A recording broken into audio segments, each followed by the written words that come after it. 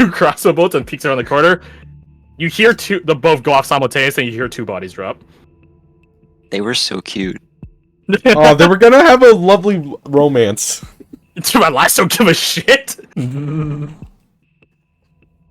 Something that does catch you, and you have been through the Freons and heard some stuff. I've also been through Eulonia. Elias does know magic technically, but not spells. He knows rituals. You know how I described to all of you before that there are some layman's magics and rituals, which are some really mundane, boring shit. It's like, I summon, over 10 minutes, a cup of hot tea. Cool. It's a pretty okay cup of hot tea. Yeah, it's a pretty okay cup of hot tea that my great-great-great-great-great-great-grandfather and every descendant thereof has made ever since. Elias has one such magic, except his is actually helpful. Well, it's more helpful than that. His crossbow, when enchanted by this, they're enchanted by these rituals, are actually capable of self-loading, even though he does no free hands. Well, it makes him Dishonored. It's a very interesting trick, and it's quite clear that he has not taught it to either of his friends, if he can even teach it. But it definitely helps your guys' time sneaking through the place a lot quicker and quieter, and with a lot more bodies. But that's neither here nor there. You guys begin still sneaking towards the heart of the place. Meanwhile, Roma, you are coming to from an unknown amount of time unconscious after your dark communion. The world is outright dimmer around you. I'm not saying because it's night, but there's something up with your vision. Oh, lovely. Okay. You are racked with fatigue and exhaustion, to the point where you're not sure if wielding a weapon is a safe thing. Not in the sense that you cut yourself, but in the sense of you might just not have the strength to keep hold of it if someone were to hit it away. You are unsurprisingly bound, and you can hear conversation from literally 2 feet in front of you. Or behind you, I guess, if you're not facing them. Can she hear what they're saying? I guess? You hone your ears to the best of your tired ability, and you hear some of... Well, I guess you don't know him as the Iron Hounds as a character, but out of game, there's some of the Iron Hound desperados sort of ruminating. I'm just saying, it's gonna be a long ways with a prisoner. Yeah, but, he wants dead or alive. Might as well get the bounty for alive. It's a bit of a pain in the ass.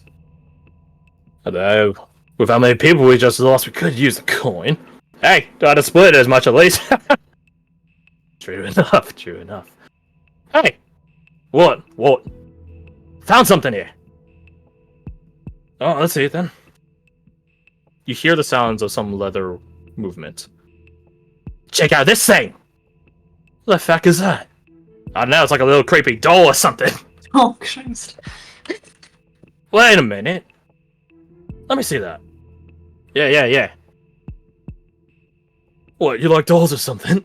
Now you fucking... Didn't you see the board one last town? I'll be honest. Didn't. There's some fancy wizard in the Ventori League looking for this. That specifically, how do you know it's that one? It said Onyx figure. This looks onyxy, right? It's all black, right? And it's a figurine. Yeah. How many other fucking people you think making stuff like this? You can hear some movement. He's got a point. Well, how much was he offering? That's the thing. The best sort of price. It wasn't listed. Oh, the other two go. So we can get a lot of this. This right here, my friends. You can hear the doll rattle around. This is the real payday. Some ruminating happening behind you again, real shit. At this point, Jin, you and the bounty hunters are closing in on distance, and you can actually begin hearing the conversations. They're essentially in, I'll call it a courtyard. It was clearly prior a room, but half the walls are gone. There's no roof. So it is basically a courtyard that's a bit further away from the edge of or the perimeter of the compound. So you can begin seeing from a distance, probably like some 70, 80 feet out, and hearing it because it's really quiet right now. You begin catching details of this conversation. Alright, so what were you saying before about having a live prisoner being a pain in the ass? Dead or alive, right? Dead or alive. You want to do the honors? You hear a blade get pulled out from a sheath. God. Quick and clean. Roma, in your bound state, you hear slowly but surely the trudging of heavy boots as the executioner approaches. But then you hear the sounds of something else. Little scurrying. Little ch-ch-ch-ch-ch-ch-ch. Light steps dashing. Not through the snow, though. We're not in that season yet. You also hear shouting. Just, ah! Sort of shouting. Jin, you and the bounty hunters, and Nimble, of course, see, coming from the brush, a face that you weren't expecting at all, and sends to you a shiver of terror. You see Francis. Francis? Who is wielding a dagger, trying to rush the guy that is approaching Roma. It might have been an okay sneak attack if it weren't for him shouting. But you know there's a reason why he's shouting. Because he's very afraid and he needed to work himself up. I get that. Does he see Mittens around? Which is a weird question, but Francis is here. Roll me your perception. Did he dodge Mr. Mittens? That's pretty solid. You do see Mittens very, very faintly. Not like he's invisible, but just because this place isn't well illuminated. Yeah. He's standing on one of the walls. Mm-hmm. What's left of the wall, watching Francis, and it's quite clear, no inside roll necessary, that this wasn't supposed to be what Francis does. That, not according to Mittens' approximation. Oh god, this child is gonna get himself killed. I know. About that. In some fair regard, the Desperado doesn't just cut Francis down, but he does just punch Francis square in the face because he has longer reach. Oh. And then grabs the kid in like a chokehold. And it's quite clear, he's a bit amused and definitely caught off guard about why there's a kid out in the middle of the fucking woods by himself shouting, trying to kill, him. And Francis, kudos to him, is trying with all of his might, what little he has, to break free from the grasp. Whoa, little guy! Where the fuck did you come from? Let me go! I'll stop you! Oh, you will you? Stop me from doing what? You're not gonna hurt her! You're not! Oh, right. He says, chuckling, looking at the other two Ironhide Dustbros, who are in an equal state of amusement. Yeah, they're like, kudos to this kid for sneaking all the way in here. But also, he's dumb as shit for trying to stop this. So again, they're like they're caught off guard. They're just like, kid's got some balls. He doesn't have brains, but he's got the bravado. Oh no. Roma, you hear all this happening, and you're awake. How sort of weak and wimpish is she at the moment? You feel weak. Imagine like you just got hit with COVID. Okay. If she were to turn around to face him, would she be able to, like, I don't know, is the other guy close enough that she could, like, kick him behind the knees or something? No. He's still a good 10 paces away from you. Damn. I'm trying to think if she could get... So I don't think I'm even going to try and get the woman's rope off her wrists. You are bound like a hog, so you have Yeah. ankles...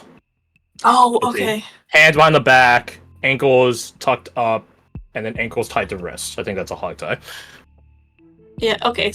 Okay, cool. Firmly, yeah. I mean, you got a prisoner, you guys secure him nice and tight.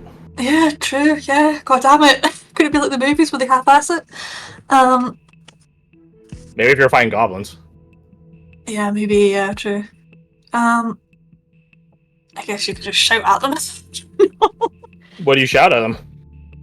just I don't know. I thought I was your prisoner. What are you doing with the little boy? Let him go, would you? Oh, look at it! Sleeping Beauty woke up! Wow, just in time for your own execution, eh? Well, if you let the boy go first, sure. You're in no position to bargain here. Let me go! This kid's been... Don't worry, kid. You'll be alright. Jin, you see from a distance that he takes the hatchet that he had and just cracks him in the back of the head with the bottom of it. And immediately Francis goes limp. He definitely goes quiet. I don't have to worry about murdering them in front of this kid. But he's either unconscious or dead. You know what? Let's play a game. He puts the hatchet's head to Francis's now unconscious neck. Miss? Oh, goddamn. Oh, You had to tell us where this doll came from. I mean, we're definitely turning in you and it for both the bounties now, but color me curious. If I think you're lying... He just begins pushing the axe head deeper into Francis's neck. well, where the hell do you think it came from? Think about the reward. What's the word? Of course, he's forgotten. That pissed off weasel that put up the shine in the first place. Amigos? Oh, it's gotta be more than that. Jane, you feel a hand on your shoulder. You turn and see who it is. And it's Nimble. And he does a shing motion. Not that you're making any noise, but he's just like indicating to everyone present to be quiet. Yeah, double down on the quiet. And then he begins getting crouching closer to you and whispering very, like, as close as his mask would allow him to get up to your ear. In fact, I'm gonna put Nimble's token here. If I forgot the boy. How dare. Although I guess that would fit Nimble's personality quite well. He's so unnoticeable, he's not even in the board. The time to strike is near. Be ready to blitz him.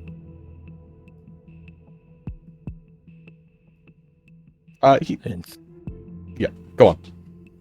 In 3, 2, 1. Roma, as you're watching the Iron Hound Desperado play a little game with you and Francis, just a little game. Just a wee little, you know. He's quite clearly not content with the answer you gave him. No. We know where it came from, but we're trying to figure out how it got here. Now go on. Don't make me ask. You see an arrow fly through his temple, going out the other side, and he drops immediately dead. Falling on top of Francis, not in like a crushing way, but just the fact that there's a whole guy's weight on top of him. The other two immediately stand up from their chairs where they're just sort of bored, well, not boredly, but getting, some fun out of this, watching their friend just die instantaneously in front of them. Jin, that was not Nimble, it was not Madison, nor Alyssa, nor Elias. You don't know who's the one that shot that arrow. But regardless, Nimble did give you the heads up. It's Mins. Oh, okay. So it was Look not, over, he has like a whole bow like in his mouth. it was not Mittens on a grassy knoll somewhere to give him the JFK experience, I'm afraid. Nimble gave you the heads up, and you guys immediately push forward, blitzing. Alyssa is, well, one, she's the one dressed in plate armor, so she's probably the one you should toss in front, but also she's just a bit faster than Madison or Elias, which is impressive given how light kit they have. Nimble busies himself by, one, double-checking on Francis to see if he's alive, that the crack in the back of the head wasn't lethal, but secondly, is cutting Roma free. Roma, you do not recognize any of these people except Jen. Well, Francis too, obviously, but... Yeah. I think she's just kind of like, who the fuck is... Oh, Jen's there. Okay, good. We're good. Oh. I'm not being traded between people looking for a bounty. Yeah, pretty much. Well, we'll get there in a second. Yeah. We'll get there. You hear Nimble speak to you, Roma. Good to see you again, Roma. And your ears peak perk. One of those. And you recognize that it is Nimble. Clearly dressed in a different kit than you last saw him. He definitely looks a lot more malevolent.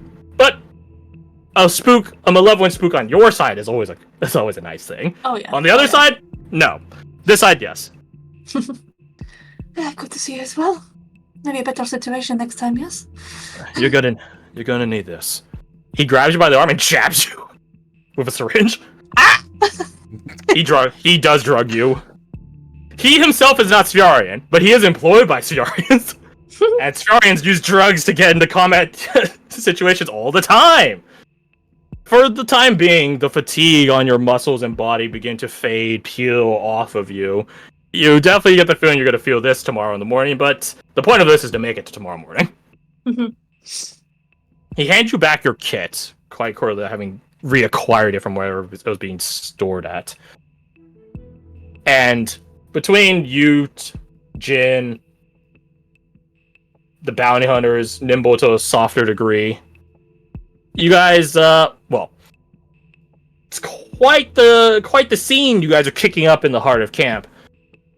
But you guys aren't here to kill the entire camp. You're here to save who you're here to save and get the fuck out. So, as well as a bonus kid. As well as a bonus kid now. Which, Nimble, he's a spook, not a warrior. So he makes sure that the kid stays safe. That means can the two of you roll me perception? But I already rolled one and it's so good. I can't roll a second one that's good. Not persuasion, not performance, perception. Okay, Yeah, okay. Oh, I shouldn't have the plus Yeah, thing on it. Eh. 13 for Roma. Yeah, you're trying to situate yourself. It's quite clear from the back and forth comments from the bounty hunters that you don't know are bounty hunters, I guess. That some time has passed since you were last awake, since your dark communion, approximately a couple days. So you're definitely situating yourself with your new environment, both in time and space. Jin at a 19. The person, whoever shot that arrow that killed the desperado that was holding Francis, is still doing so. But they're being a lot more, I'll say, selective in their target. You still don't know who it is. But you're happy for any support. Eventually, in pretty quick due time, you guys find your way back to the main road with the road light, where Madison casts Pass Without Trace, and you guys begin booking it. Actually, know what?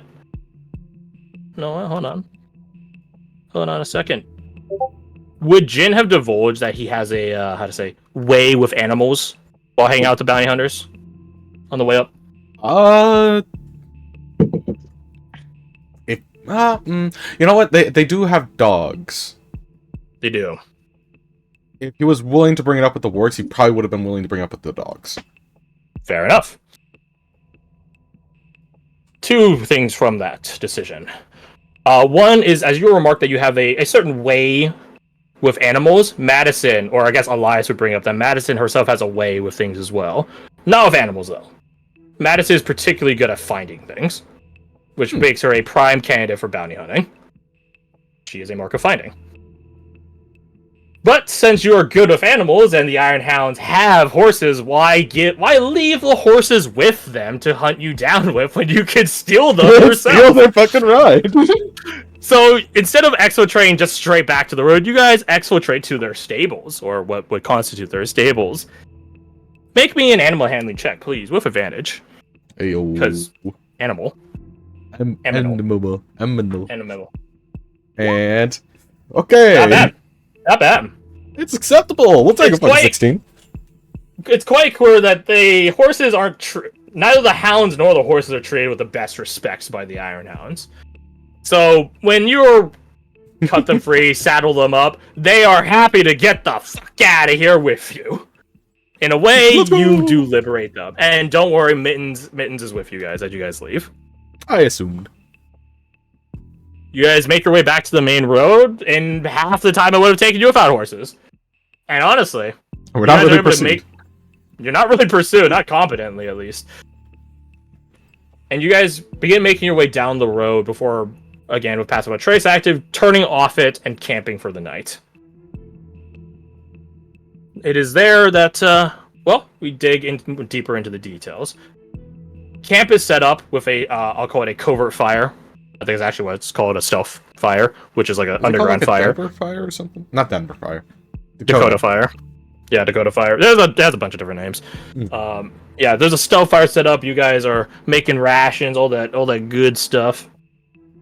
And well, Roma, you're sort of caught up to speed. So that's where my cutscene, my hyper narrative ends. It is now you guys with the bounty hunters and Nimble. And Francis, who's still unconscious, and Mittens, who is hang out with Francis. Keeping very secure watch over Francis. I just love that Mittens just sitting on the walls like, this was a foolish decision from the child. That is very much the vibe from Mittens right now. Yes, actually. We need to speak with animals, I just get it. I gotta admit, the kid's brave, if a little stupid. That's meant to be a word, Prince. Madison looks at you. You should be better influence on children. I don't disagree. Well, his heart was in the right place. I appreciate it. Brave hearts are rarer than cunning hearts, Madison. Cut the kid some slack. Huh. He's lucky. Nimble is staring at Francis, but promptly turns his almost statuesque attention back to just the fire. Now, I don't mean to sour things so quickly, but Ms. Roma? Yeah? He begins putting away his hand crossbow. Apologies, we should probably introduce ourselves in case you, well, need him. That one there, as you heard, is Madison. She tips her hat at you. That one there is Alyssa. She does like a wave at you. I'm Elias Crane. We're professional people finder. Bounty hunters. And well, if I didn't know before, I definitely know it now. You have that there doll. The one Magos Francesco is looking for. Could it be him? You're not going to hog tie me up again and deliver him to me? Deliver me to him, are you? Still a bit sore from the last time. About that. I'm not here to make no threat or nothing. But we're professionals. That's why we came to go get you. Can't have them absconding with our bounty now. But I'm not a cruel or callous man. I save such cutting remarks from Madison over there. You hear her scoff.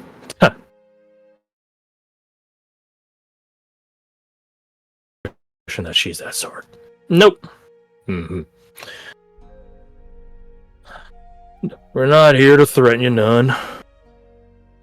But we do have a job, and you're part of that job. Now, I'm promising you now, and I promised your friends back in Kravos that we'd have a bit of a chat. Before any, coin gets exchanged, bounties get committed to, or some such like that. But I want you to keep that in the back of your mind now.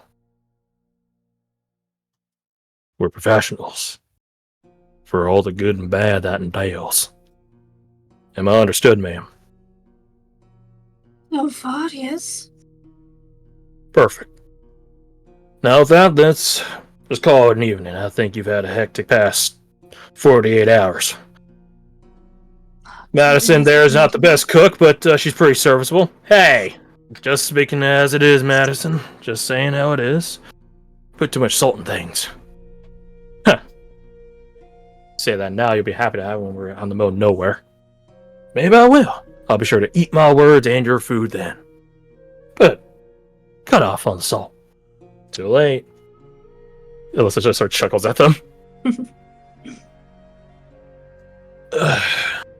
I know it's probably a rough thing to ask, considering how the last bastard that asked you, he does like a tap of the side of the temple. had a very clean hand. But whyabouts do you have that doll? Why not be rid of it? It's a bit of a... tried You've tried. multiple times, yes. How so? Well, I throw it away, and I've told. Did I not tell you before this? Never mind. Ma'am, let me tell you right now, I've never seen nor spoken to no Magos Francesco. No, not them. My other friends. Because you. Never I'm mind. afraid we didn't have time to get acquainted. We were too busy chasing after you. Oh, that's fair. That's fair. Sorry, I'm still a bit muddled, and my brain is fuzzy. That's fine. Take your time. This little shit, I suppose we'll say, likes to follow me. So yeah, I've tried. If you think you can get rid of it for me, then please take it away, and I'll never be seen with it again. Well, I'm But sure alas, Magos Francesco can do that for you. considering how annoyed he is, I think that's going to involve my death. So forgive me Maybe. for not wanting to jump at the chance. Yeah, you're right to be concerned on that. Maybe he might. But he might also appreciate you coming forward with quick clean and explain what you got yourself in. Don't be stupid, Elias. You and I both know that if he finds out who really took it, he'll fry them with all that magic he has. Maybe, maybe not. I mean, I think it would be right stupid if you went to go directly. Didn't get yourself some allies, some rapport. When you're in the Ventori League, that's how that works out there, right? Yeah. So what? Set up like a political persona and then approach him? He shrugs. Your words, listen, not mine. Better be a start. Well, I mean, you have. I'm not exactly the most politically inclined, so you can see my apprehension, right? Would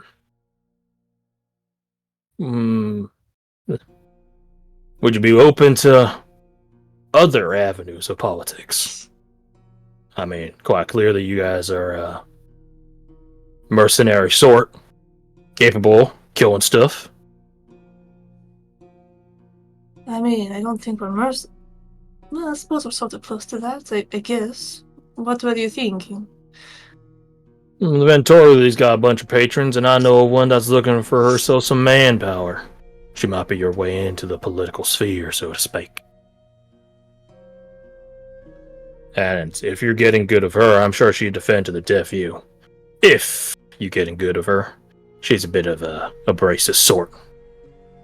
So I've heard. Mm-hmm.